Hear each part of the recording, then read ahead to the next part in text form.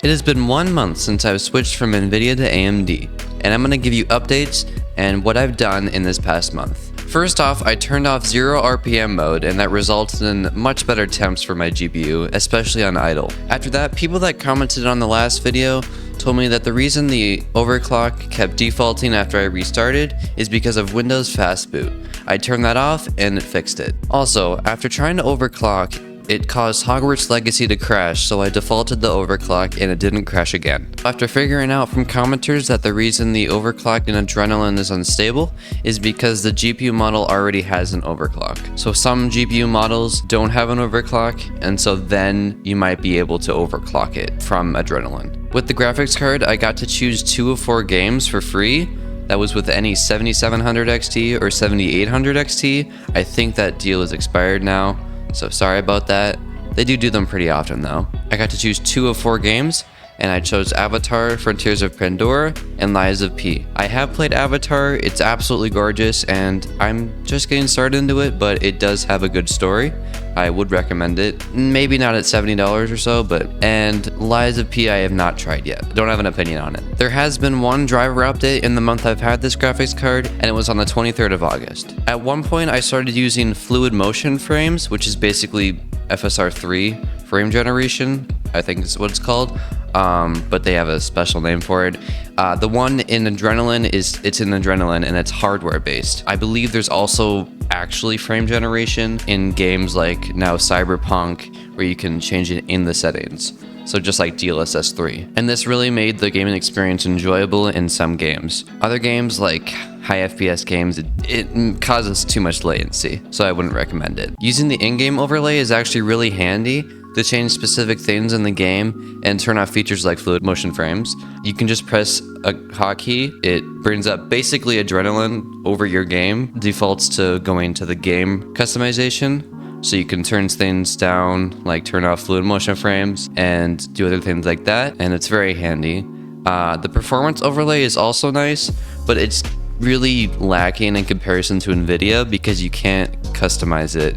It only has important details on it like the FPS, the clocks, and temperatures, and that's pretty much it. I really haven't missed using DLSS. I've only used FSR a few times, and that's in games that really require it, and when I favor FPS over quality.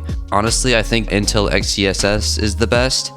I tried it in Forza. That's the only game that really has, that I have played, that has every single one. I don't believe it has frame generation though.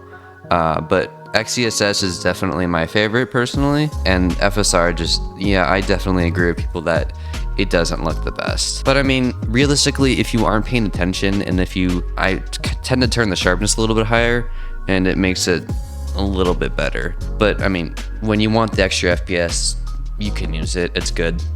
It's not really that big of a deal, honestly, and I don't really care.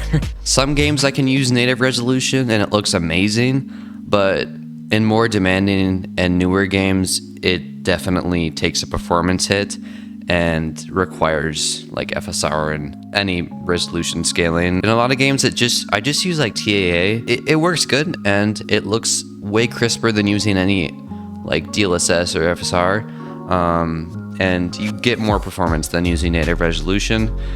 It's really sad these days that you have to use native, or you can't really use native resolution. Like even 1080p on most cards, you can't even use native res. With this card though, you definitely could probably run native resolution on most games. Maybe not like really new games, but definitely like games that have come out in the last 4 years. Especially games that have been remastered, like the PlayStation ones. In 1440p, it can run native in some games. Basically what I'm trying to say is it depends on the game. That's kind of how it goes. I could definitely play at 4K too. I don't have a 4K monitor. I don't think it's worth the investment. I would only do it if 4K OLEDs weren't $1,200. But this graphics card, the 7800 XT, is definitely made and best for 1440p. You can obviously play and just turn down the settings and use FSR or whatever at 4K, but if you want to play at 4K, I'd go at least to the 7900 XT. I've never run out of VRAM with this GPU. It has 16 gigabytes, which is amazing, and this is going to be a great GPU for many years, especially with newer titles coming out. Recording with AV1 is great and exceeds my expectations for quality, except if you go too far with the bitrate, it really slows down FPS in games. Obviously, if you do too much bitrate, that doesn't make any sense because you're not getting any visual improvement. But yeah, there are charts that show the bitrate that you can do. But with AV1, it's just such a good encoder now. It's very new, and yeah, I haven't experienced any bugs with it. First, I did use too much bitrate, and that caused like spikes and lag and stuff. Since I've toned it down, I haven't had any issues with it. Editing in 4K 60 FPS is also smooth, but my CPU struggles way more than my GPU, so GPU is flawless. No problems with it. Specific to my model of the GPU, which is the ASUS Dual OC, the temperatures never have exceeded 65 degrees Celsius, so very cool. Those two pretty big fans do a great job. With no adrenaline overclock, the clocks are very high and stable. Power consumption is also quite high, and commenters have told me to undervolt, but since temperatures are good and I have an insanely overkill power supply, and power isn't super expensive where I live, I'm not really that concerned.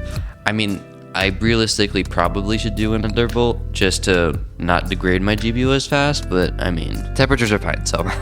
I have kept the dual BIOS switch on performance, and it's very quiet, so there's no need to change it to quiet BIOS. For in the future, I would like to switch from Intel to AMD, especially for smart access memory, but I won't do that for a while since Zen 5 is really underwhelming and really overpriced, obviously. And my next PC will definitely be all AMD.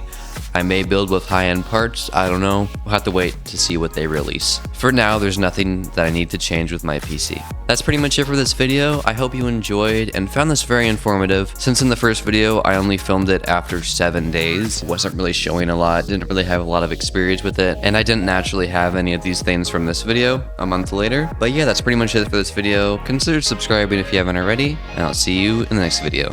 Peace out.